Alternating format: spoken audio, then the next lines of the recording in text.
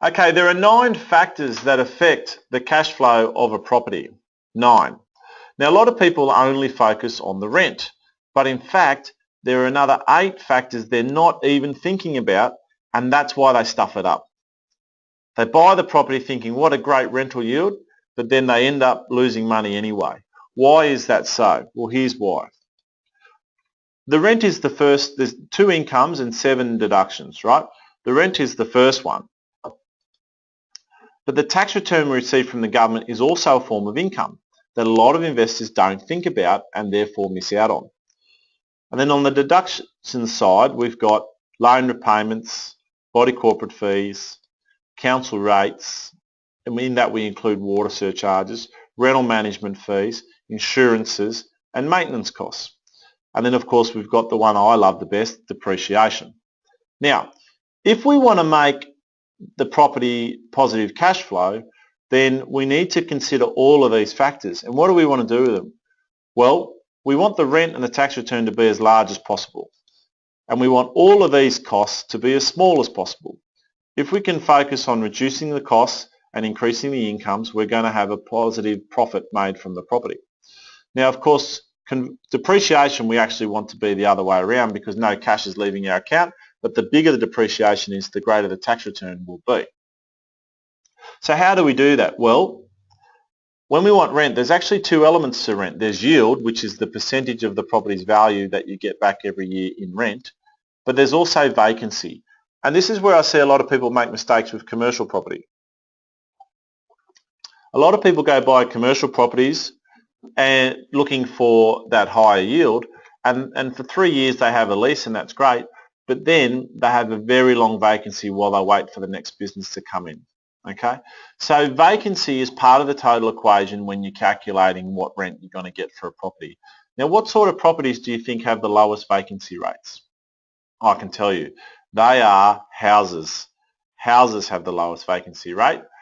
Houses in capital cities, lowest vacancy rate. As long as the landlord's not being greedy with the rent, you will always have a tenant, and when your family move out, someone else will move in pretty quickly. Okay. How do we maximise our tax return? Well, we do that through depreciation, don't we? How do we minimise our loan repayments? We go into interest only. Now remember, with an investment property, we don't need to pay it off because we'll always have an income, so therefore we can always service a debt. Body corporate fees, how do we avoid them? Do not buy townhouses or units. There's a whole heap. I'm very much against townhouses and units. Townhouses sometimes maybe, especially if you've got a price point constraint, definitely not units. Why? First of all, capital growth is made from the land, not from the building itself. If you've got a townhouse or a unit, you actually have a very small land component and a very big building component, right? Whereas a house is often mostly land and then just the house. The other thing is, though, you get charged body corporate fees on unit and townhouses, and often they just destroy your cash flow. Council rates, avoid the high end of the market. I've lived in canal estates before, and in canal estates they actually charge, I think, about $5,000 to $7,000 a year extra rates for maintenance of that area. Also, they tend to charge a lot more rates because it's usually rates are set based on your land value, and at the higher end you charge higher rates. Rental management fees. Don't compromise on rental management fees. Pay full price for those, and I'll tell you why. Because if you're my rental manager and I want you to pay less, right? I want to pay you less money. Who are you going to work hard for? You're going to work hard for me who wants you to earn less money, or you're going to work hard for the person who pays full price?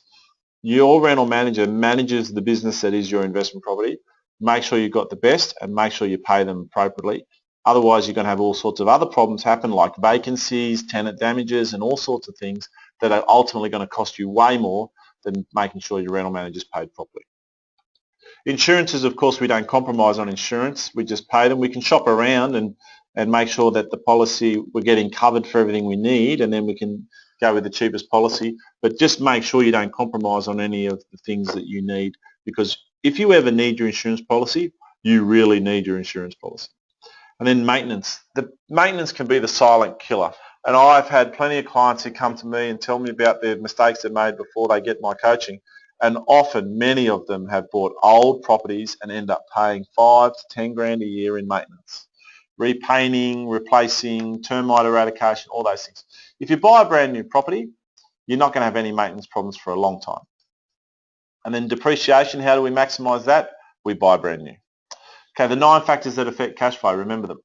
Hi, Damien here. Hope you enjoyed that video. If you'd like to learn more about property investing, or maybe you're already investing in property and you want to make sure you're doing it right, click on the link below and go and watch the full webinar. In that webinar is everything I think a property investor needs to know if they want to be successful in investing in property. I'm going to talk to you about how to grow your portfolio quickly, but also, more importantly, safely, so that you don't stick your neck out too far and you're protected from anything that could go wrong. If you're investing in property and you haven't watched it, invest the time. It'll be the best decision you make in a long time. Cheers.